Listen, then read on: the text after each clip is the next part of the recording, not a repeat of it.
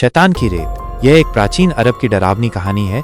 दोस्तों, हमारे चैनल को सब्सक्राइब करके हमें सपोर्ट करें। धन्यवाद। कहते हैं कि प्राचीन अरब के रेगिस्तान में कुछ ऐसी जगहें थीं जहां सूरज भी डरता था ढलने से।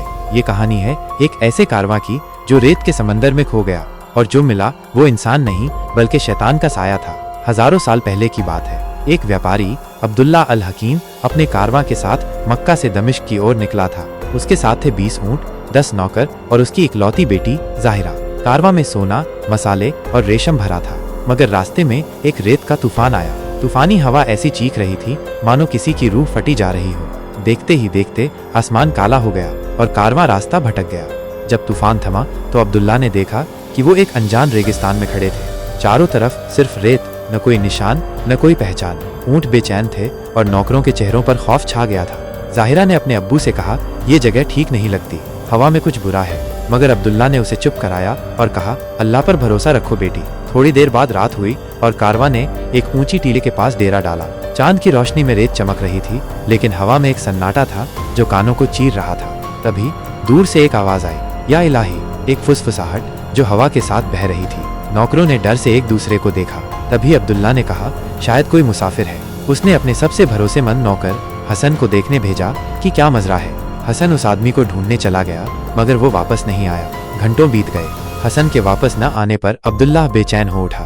उसने खुद मशाल उठाई और कारवां के बाकी लोगों को साथ लिया और वो उस दिशा में गए जहां से आवाज आई थी और जहां हसन गया था। वहां पहुंचते ही उनके खून जमा देने वाला मंजर सामने था। उन्होंने देखा कि हसन की लाश रेत पर पड़ी थी। उसका चेहरा गायब था, सिर्फ खोपड़ी बची थी और उसकी आंखों की जगह 2 काले गड्ढे थे।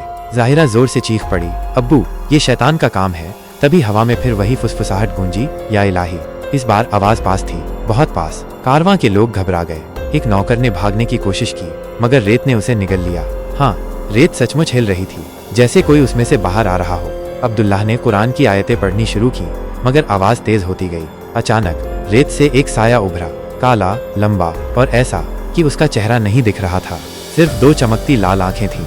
उसने जाहिरा की ओर देखा और एक भयानक हंसी हंसा। अब्दुल्लाह ने अपनी तलवार निकाली, मगर उसका हाथ कांप रहा था। उसने चिल्लाकर कहा, तू कौन है? साये ने जवाब दिया, मैं वो हूँ जिसे तुमने भुला दिया। मैं रेत का जिन हूँ जिसे तुम्हारे पुरखों ने इस रेगिस्तान में कैद किया था। अब मैं आजाद हूँ और अब तुम सब मेरे हो। तभी अचानक एक एक करके कारवां के लोग गायब होने लगे।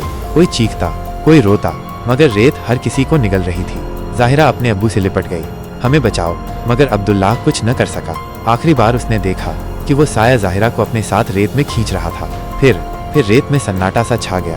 कहते हैं कि आज भी उस रेगिस्तान में रात को फुसफुसाहट सुनाई देती है, या इलाही, और जो भी वहां जाता है वो कभी वापस नहीं आता। क्या वो जिन अभी भी भूखा है, या वो जाहिरा जैसी हसीना का इंतजार कर रहा है जो कभी उसकी हो चुकी थी? अगली बार जब तुम रेत के ढेर देखो तो सोचना, शायद वो सिर्फ रेत न हो। दोस्तों, वीडियो को लाइक और चैनल को सब्सक्राइब जरूर करके हमें मोटिवेट करें।